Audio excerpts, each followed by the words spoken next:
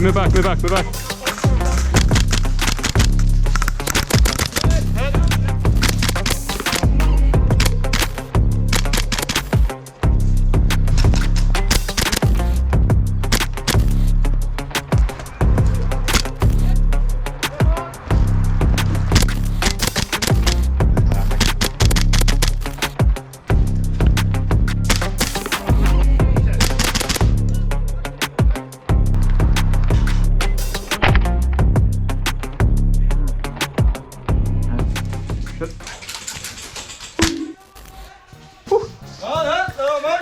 Hey guys, and welcome back to the channel.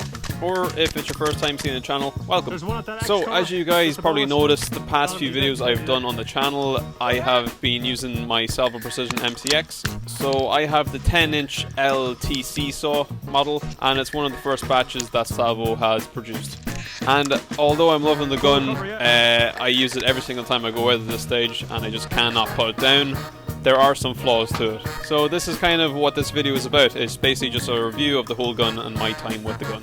So grab some popcorn and hopefully you all enjoy the video. And of course, if you like what you see, please do subscribe to the channel. It really helps me out. And if you like the video, please comment your thoughts in the comment section below. And please do like the video as well. Thank you! So pretty much in this video, I'll be kind of talking about the whole gun as a whole and kind of what I like and don't like about the gun, how to maintain it, upgrade it, why I chose the gun, pros and cons, and basically some gameplay moments that I really enjoyed getting while I was using this gun. Really? Stop. What happened? It's doing that thing again, isn't it? So, why I chose the gun. The MCX platform has always kind of been one of my kind of favorite platforms that I've seen. It's kind of like a mix of the M4 and kind of an SMG look, so I kind of always like the look of it. Thank you! And when I heard that there was a company making them in a gas blowback, which will be MWS compatible, I was, you know, automatically intrigued by it, so I was just patiently waiting for them to come out. And so a few months go by and my local shop actually got them in, and so I went in and I was like, oh, okay, well, let's have a look at it. My word, we'll have a look. Of course we'll have a look. And they allowed me to shoot it, and I was automatically sold on the gun. So here I was, you know, thinking of my life decisions as I always do while purchasing a new airsoft gun. But two of the main reasons why I bought this gun is that it felt extremely nice and the quality externally was pretty clean looking as well. And of course, as anybody buying this gun, it is MWS compatible, so you can use your original Stenags from Tokyo Murray, you can use your PMags from Guns Modify, SEMA, Lancer ones, whatever kind of MWS mags you have, it will work with it. Now some are better than others, but I will go through that more in detail in the video later on, so keep an eye out for that as well. So, as anybody, I was very excited to go out and actually play with the gun for the first time. And so me and the lads went to Chaos Airsoft just down in Swords. Swords is a place in Dublin, in Ireland, if you are internationally watching this, just so you know. Also, hi international people.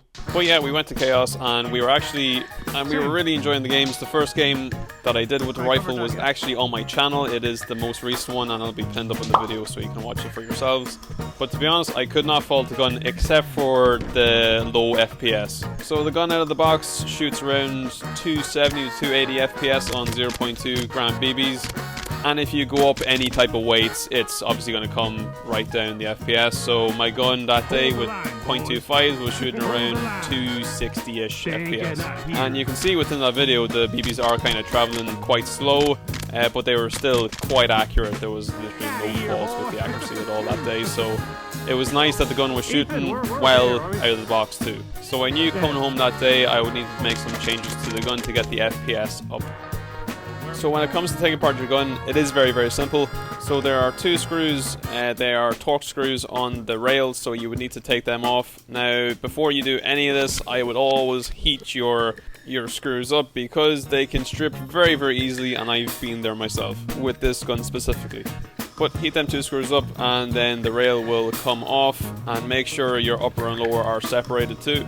and then under that you'll see 2 body screws, and then you want to undo them. Now this one I actually stripped because the screws in these guns are terrible, so make sure you heat your screws up and make sure you're using a good quality screwdriver too, and be very careful while undoing the screws. Then when you get them 2 screws off, these 2 L-shaped pieces will come off either side, and then you basically pull your outer barrel away from your receiver and you are basically there.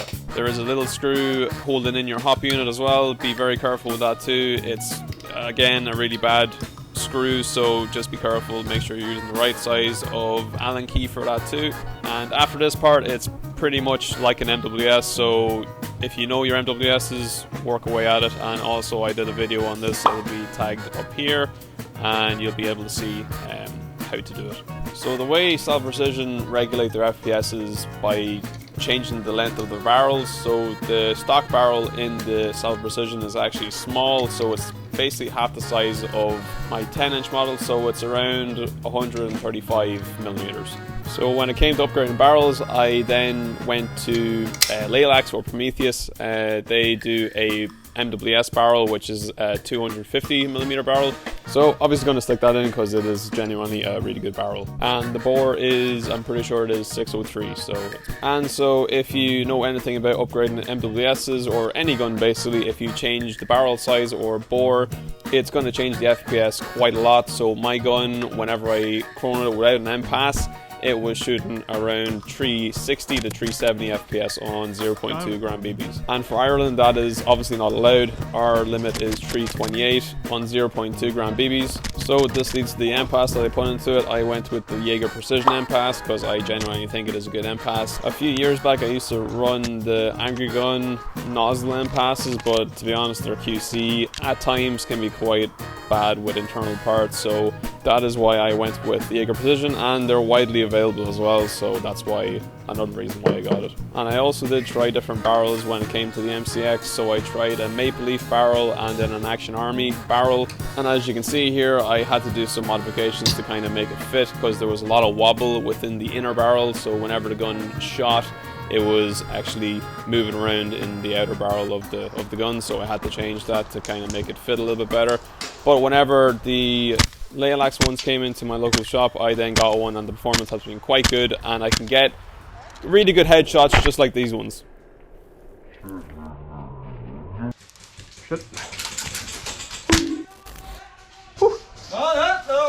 So when it came to the hop arm and hop rubber, I also did change them as well. So for the hop rubber, I went for the quantum rubber. So these are, I believe, a 50-degree rubber, and I've been using them for quite some time now, and I think the performance out of them are quite fantastic. So I think everybody should try them and see what they think of it. And for the hop arm / nub, I then used the Lefty strike arm.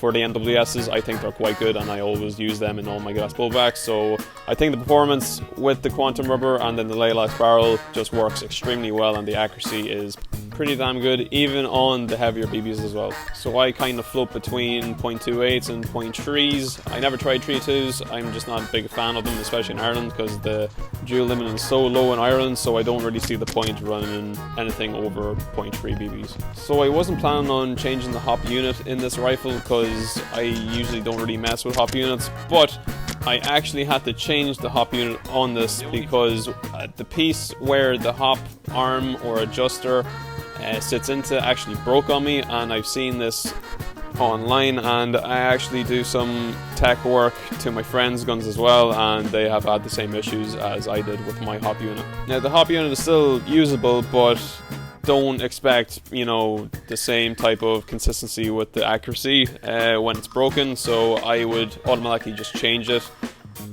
so you know it's going to be working fine basically. So for the hop unit, I just had a standard Toki Murray hop unit lying around, so I just put that one in it and it's working 100%, can't fault it.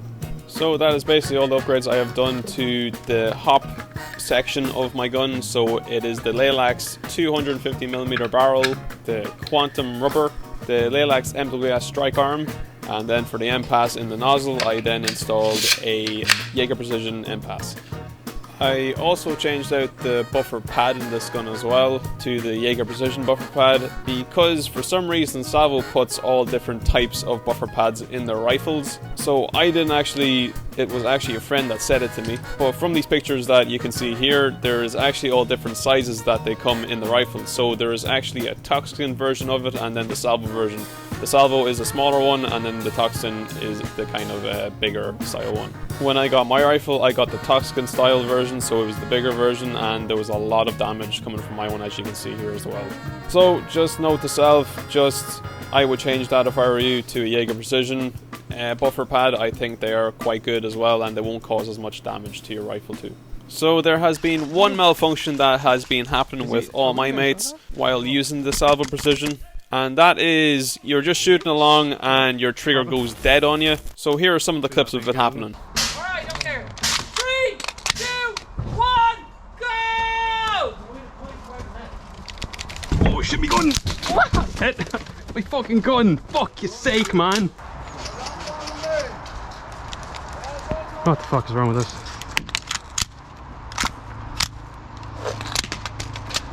There you go. Huh? Sure. I had that as well just there. Yeah. So I don't know what actually causes this, but I don't know if you need to change a part within the trigger system or the bolt is just getting worn down over time. So I know Salvo Precision are doing a kind of revamp of this model, so it'll be like a version 2 of the MCXs. So hopefully this problem kind of fades away with the newer versions. When it comes to maintenance as well, it's very simple. I use the Abbey gun grease, and you basically just put a little tiny bit on the tip of your finger and spread it around the bolt. And no grease around the head of the nozzle, that will just send your BBs absolutely flying, so keep any type of grease away from your nozzle. And if you want to go down the road of taking apart your nozzle as well, I would redo that O-ring as well.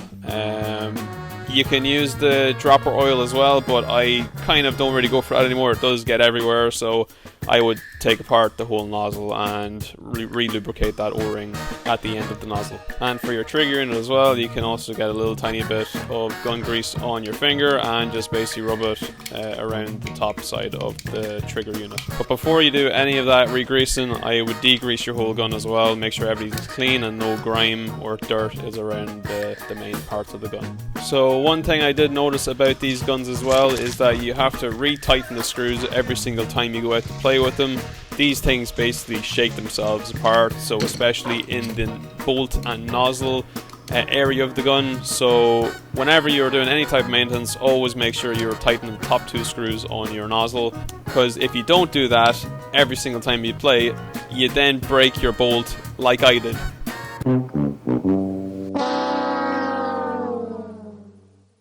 I forgot to re-tighten the screws one time, and the whole bolt where the screw goes into is broken, so always keep an eye on that. Luckily it still works, but it's just to keep an eye on that. They can break, it's only pot metal, and yeah, it's a shame they're like that, but luckily Salvo Precision actually developed a steel version of it, so they will be releasing soon as well. But if you're wanting some good nozzle screws, Jaeger Precision has released a Salvo Precision MCX screw kit, so I would absolutely suggest putting that into your bolt as well. Those screws are literally the only thing that are holding my bolt together, so happy days, thank you Jaeger Precision.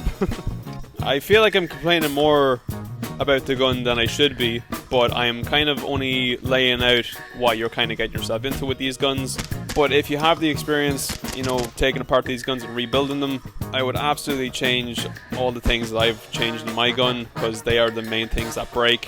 But with all these problems, I still absolutely love this gun. I think it's probably my favorite gun that I've shot in my range of guns that I have at my house. The gas efficiency with mags are fantastic. Now, just some exceptions, the Salvo one isn't really the best, so if you have the Tokamori ones or Guns Modify P-mags, they're going to work 100%. I'm not sure what the Lancer mags are like, or the SEMA mags, so I can't give my opinion on them, but the Tokimori ones and then the Guns Modify mags are definitely the best for that gun. And the way the gun is kind of so light, it feels like an SMG, especially with the foam stock that you get with the gun. It just makes the gun so much more fun to shoot, and it's very, very snappy too, with kind of all mags that you use as well.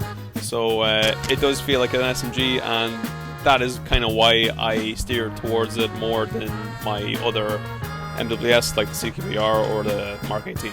And funnily enough, most of my friends that I play with are running the MCXs just because they are just a fun gun to shoot. And another main reason is because they are all MWS compatible, so we didn't have to buy all different mags for them, which is a plus. So hopefully this video kind of covers everything that I have experienced and that you kind of want to know about the rifle. But my overall thought of it is, if you want to kind of upgrade a MCX, this Salvo Precision one is definitely the one to go for. But I kind of want you to decide, what do you think of the gun in the comments below? Is there too much issues with it before you get it, or are you going to get one anyway? Or do you already have one? Anyways, let me know in the comments below. And of course, if you have any questions of it, do a wee conversation down in the comments below. I'd love to answer any questions. Or if any of the community has any questions, start a conversation in there. That's what it's for. So hopefully this video kind of makes your decision on buying a MCX. I know I'm still going to enjoy mine no matter what anyway. But if you're in the market for upgrading, this video is kind of for you. So I appreciate the watch, guys, and I'll see you in the next video.